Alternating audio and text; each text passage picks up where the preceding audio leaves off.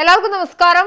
ഇന്ത്യയിൽ വിവിധ സ്ഥലങ്ങളിലായി തെരഞ്ഞെടുപ്പുകൾ കഴിഞ്ഞു, തെരഞ്ഞെടുപ്പുകൾ വരാൻ പോകുന്നു. എന്തായാലും വോട്ട് അട്ടിമറിയാണ് പ്രധാനപ്പെട്ട വിഷയം. ഇതുമായി ബന്ധപ്പെട്ട് ബീഹാറിൽ അടക്കം വലിയ പ്രതിഷേധങ്ങൾ നടക്കുകയും പാർലമെന്റിന്റെ സഭ ചർച്ചയ്ക്കിടയില്ലാത്തതുപോലെ ഭരണ പാർട്ടി എതിർക്കുകയും ചെയ്യുന്ന സാഹചര്യം ഉണ്ടാകുന്നു. ഇന്നലെ ഇന്ത്യയുടെ പ്രതിപക്ഷ നേതാവ് രാഹുൽ ഗാന്ധി ലോക്സഭയിലും മഹാരാഷ്ട്രയിലും ഒക്കെ നടന്നിട്ടുണ്ടായിരുന്ന തെരഞ്ഞെടുപ്പിൽ BJP അട്ടിമറി വിജയം നേടിയത് എങ്ങനെയാണെന്നും 1,250,000-ലധികം കള്ളവോട്ടുകൾ നേടിയിട്ടുണ്ട്. ബാംഗ്ലൂർ സെൻട്രലിലെ ഒരു നിയോജക മണ്ഡലം മാത്രം എടുത്തു കാണിച്ചുകൊണ്ട് കേസ് സ്റ്റഡി എന്ന രീതിയിൽ പറഞ്ഞു. ഇത്തരത്തിൽ വോട്ട് അട്ടിമറിയിലൂടെ തെരഞ്ഞെടുപ്പ് പൂർണ്ണമായും അട്ടിമറിക്കുകയാണ് BJP എന്നുള്ളതായിരുന്നു രാഹുൽ ഗാന്ധിയുടെ ആരോപണം. ഇതേ ആരോപണം ഇതേ രീതിയിൽ കേരളത്തിൽ BJP ഉയർത്തുന്നുണ്ട്. അത് CPM-നെതിരെയാണ്.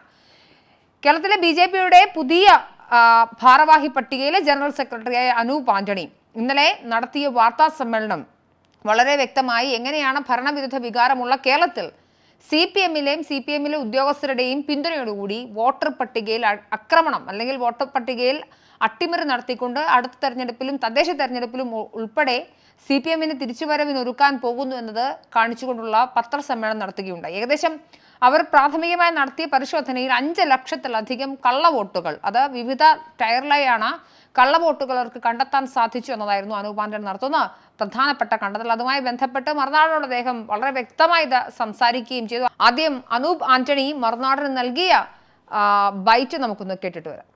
നമുക്കറിയാം, ഇന്ന് കേരളത്തിൽ ഭരിക്കുന്ന സംസ്ഥാന സർക്കാരിനെതിരെയും അതുപോലെ തന്നെ ഇടതുപക്ഷ മുന്നണി ഭരിക്കുന്ന പഞ്ചായത്തുകളായിക്കൊള്ളട്ടെ, മൊത്തത്തിൽ ഒരു വലിയ ഭരണവിരുദ്ധ വികാരം ഇന്ന് കേരളത്തിലുണ്ട്. ഈ ഭരണവിരുദ്ധ വികാരം വരാൻ പോകുന്ന തദ്ദേശ സ്വയംഭരണ തെരഞ്ഞെടുപ്പിൽ ഇടതുപക്ഷത്തിന് വലിയൊരു തിരിച്ചടി നൽകുമെന്ന് ഇടതുപക്ഷത്തിന് നല്ല രീതിയിലുള്ള ബോധ്യമുണ്ട്. ഈ ഭരണവിരുദ്ധ വികാരം കാരണം വരാൻ പോകുന്ന തദ്ദേശ സ്വയംഭരണ തെരഞ്ഞെടുപ്പിൽ വളരെ മോശമായ ഒരു പ്രകടനമായിരിക്കും ഇടതുപക്ഷം കാഴ്ചവെക്കാൻ പോകുന്നതെന്നുള്ളത് അവർക്കും അറിയാം, ജനങ്ങൾക്കും അറിയാം. അത് ഭയന്നുകൊണ്ട് ഇപ്പോൾ ഇടതുപക്ഷം വളരെ സിസ്റ്റമാറ്റിക്കായിട്ട് വോട്ടർ പട്ടിക മാനിപ്പുലേഷനിലേക്ക് ഇറങ്ങിയിരിക്കുകയാണ്. ഈ തെരഞ്ഞെടുപ്പിനെ എങ്ങനെയെങ്കിലും അട്ടിമറിക്കണം എന്നുള്ള ഒറ്റ ലക്ഷ്യത്തോടു കൂടി നേരത്തെ തന്നെ ഡീലിമിറ്റേഷനോട് ബന്ധപ്പെട്ട് അവരുടെ ഉദ്യോഗസ്ഥരെയൊക്കെ ഉപയോഗിച്ചുകൊണ്ട് ഇടതുപക്ഷം അത് വലിയ രീതിയിൽ നടത്താൻ ശ്രമിച്ചു. പക്ഷേ BJP അടക്കമുള്ള പ്രതിപക്ഷം വളരെ സ്ട്രോങ് ആയിട്ട് അതിനെ എതിർത്തത് കൊണ്ട് ഒരു പരിധിയിൽ അവർക്കത് സാധിച്ചില്ല. പക്ഷേ ഇപ്പോൾ അത് ആ ഒരു സാഹചര്യത്തെക്കൂടി മറികടക്കാൻ വേണ്ടിയിട്ട് വളരെ സിസ്റ്റമാറ്റിക്കായിട്ട് വോട്ടർ പട്ടിക മാനിപ്പുലേഷൻ നടത്താനുള്ള വലിയൊരു ശ്രമം നടന്നുകൊണ്ടിരിക്കുകയാണ്. അപ്പോൾ ഞങ്ങൾ ഓരോ പഞ്ചായത്ത് അടിസ്ഥാനത്തിൽ അതിൻ്റെ കണക്കുകൾ എടുത്തു. അപ്പോൾ ഞങ്ങളെ ഞെട്ടിപ്പിക്കുന്ന ഫാക്ട് എന്താണെന്ന് ചോദിച്ചാൽ 5 ലക്ഷത്തിന് മുകളിൽ ഞങ്ങൾക്ക് തന്നെ ഒരു പ്രാഥമിക പഠനം കേരളത്തിൽ ഒന്നാകെ 5 ലക്ഷത്തിൽ മുകളിൽ ഉള്ള കണക്കുകൾ ഞങ്ങൾക്ക് തന്നെ എടുക്കാൻ സാധിച്ചു. അതിലേറെ ഉണ്ടാവും. അതിൽ തന്നെ 2-3 കാറ്റഗറി ഞാൻ പറയാം. ഒരു കാറ്റഗറി എന്ന് പറഞ്ഞു കഴിഞ്ഞാൽ ഒരേ വോട്ടർ പട്ടികയിൽ പല പേരുള്ള വ്യക്തികൾ. ഇപ്പോൾ പേര് മാത്രമല്ല, അവരുടെ അഡ്രസ്സ്, അവരുടെ ഗാർഡിയൻ്റെ പേര്, അവരുടെ പ്രായം ഒക്കെ വ്യത്യാസമുള്ള ഒരേ വോട്ടർ പട്ടികയിലുള്ള ആളുകൾ, അത് വലിയൊരു കാറ്റഗറി. രണ്ടാമത്തത്, ഒരേ പേരിലുള്ള വ്യക്തിക്ക് പല വോട്ടർ ID നമ്പറുകൾ.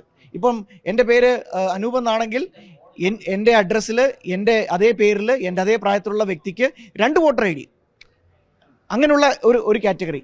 മൂന്നാമതൊരു കാറ്റഗറി എന്ന് പറയുന്നത് ഒരേ വ്യക്തിക്ക് ഒരേ പേര്, ഒരേ അഡ്രസ്സ്, ഒരേ വോട്ടർ നമ്പർ എല്ലാം ഒന്ന് തന്നെ, പക്ഷെ വോട്ട് 2 എന്ന് പറഞ്ഞാൽ 2 വാർഡുകളിൽ വോട്ട് കിടക്കും. അങ്ങനെ 3 തരത്തിലുള്ള ഒരു കൃത്രിമമാണ് ഞങ്ങൾക്ക് കാണാൻ സാധിച്ചത്. ഇത് കൂടാതെ പലതരത്തിലുള്ള മാനിപ്പുലേഷൻ വേറെയും ചെയ്തിട്ടുണ്ടാവും. അത് മാത്രവുമല്ല, ഇപ്പോൾ ഫൈനൽ ഡീലിമിറ്റേഷൻ്റെ ഒരു കണക്ക് ജനസംഖ്യ അവർ പ്രസിദ്ധീകരിച്ചതും ഇപ്പോൾ ഡ്രാഫ്റ്റ് വോട്ടർ ലിസ്റ്റ് പട്ടികയുമായിട്ട് നമ്മൾ താരതമ്യം ചെയ്യുമ്പോൾ ജനസംഖ്യയിലും വലിയ വ്യത്യാസം. ഇപ്പോൾ ഞങ്ങൾ തിരുവനന്തപുരത്തിൻ്റെ ഉദാഹരണം എടുത്തപ്പോൾ തിരുവനന്തപുരം കോർപ്പറേഷന് കിടക്കുന്ന ഭീമാപ്പള്ളിയുടെ വാർഡ്, ആ ഭീമാപ്പള്ളി വാർഡിൽ അവർ ഫൈനൽ വോട്ടർ പട്ടിക പ്രകാരം പ്രസിദ്ധീകരിച്ചിട്ടുള്ള ജനസംഖ്യ 7,000 സംതിങ് ആണെങ്കിൽ ഇപ്പോൾ ഡ്രാഫ്റ്റ് വോട്ടർ പട്ടിക വന്നപ്പോൾ അത് 16,000 സംതിങ് ആണ്. എന്ന് പറഞ്ഞാൽ ഡബിളിനേക്കാളും കൂടുതൽ. അപ്പോൾ അത്രയും വലിയൊരു വ്യത്യാസമാണ് എല്ലായിടത്തും ഞാൻ കാണാൻ സാധിക്കുന്നത്. അതുകൊണ്ട് വലിയ രീതിയിൽ ഈ വോട്ടർ പട്ടിക അതിനെ മാനിപ്പുലേറ്റ് ചെയ്ത് അതിനെ അട്ടിമറിക്കാനുള്ള ശ്രമം ഇടതുപക്ഷത്തിൻ്റെ ഭാഗത്തുനിന്ന് നടക്കുന്നുണ്ട്. അതുകൊണ്ട് ഇലക്ഷൻ കമ്മീഷനോട് ഞങ്ങൾക്ക് ആവശ്യപ്പെടാനുള്ളത് ഇതിനെതിരെ നടപടിയെടുക്കണം. ഇരട്ട വോട്ടറുകൾ ഉണ്ടെങ്കിൽ അത് ഡിലീറ്റ് ചെയ്യണം. സാങ്കേതിക വിദ്യ ഉപയോഗിക്കാനുള്ള എല്ലാ സംവിധാനങ്ങളും ഇന്ന് സർക്കാരിൻ്റെ ഭാഗത്തുണ്ട്, അത് ഉപയോഗിക്കണം. അതോടൊപ്പം തന്നെ ഇടതുപക്ഷ യൂണിയനിൽപ്പെടുന്ന ജീവനക്കാരെ ഉപയോഗിച്ചുകൊണ്ടാണ് ഈ അട്ടിമറി നടത്തിയിരിക്കുന്നത്.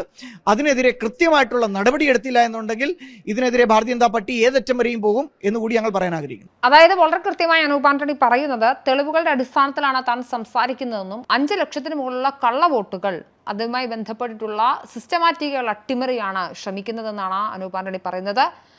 കൃത്യമായി ക്രമക്കേടുകൾ, അത് CPM-ന്റെ ഉദ്യോഗസ്ഥരുടെ നേതൃത്വത്തിലാണ് നടക്കുന്നത്.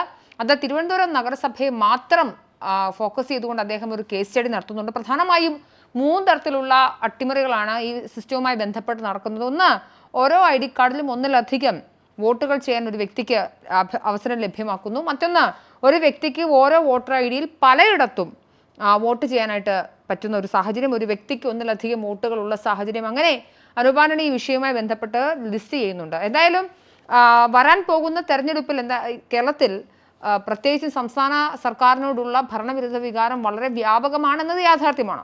ഭരണവിരുദ്ധ വികാരത്തെ അട്ടിമറിക്കാൻ വേണ്ടി കഴിഞ്ഞ തെരഞ്ഞെടുപ്പുകളിലെല്ലാം തന്നെ CPM എടുത്തുപയോഗിച്ച ടൂളാണ് ഈ വോട്ടർ പട്ടികയിലെ ക്രമക്കേടെന്നും അതാരും ചോദ്യം ചെയ്തിരുന്നില്ല എന്നും മാത്രമല്ല കേരളത്തിലെ പ്രധാന പ്രതിപക്ഷമായ കോൺഗ്രസ് ഈ വിഷയത്തിൽ മൗനം പാലിച്ചെന്നും അവർ നിഷ്ക്രിയരാണെന്നുമാണ് അനൂപ് ആന്റണി പറയുന്നത്. എന്തായാലും BJP-ക്കെതിരെ വലിയ ഗുരുതര ആരോപണങ്ങൾ നടക്കുന്ന ഘട്ടത്തിൽ തന്നെയാണ് ഇത്തരത്തിൽ വോട്ടർ പട്ടികയിൽ ക്രമക്കേട് നടത്താമെന്നുള്ള ഒരു സാധ്യതയുണ്ടെന്ന് കേരളത്തിലെ BJP-യുടെ സംസ്ഥാന ജനറൽ സെക്രട്ടറി അനൂപ് ആന്റണി പറയുന്നത്.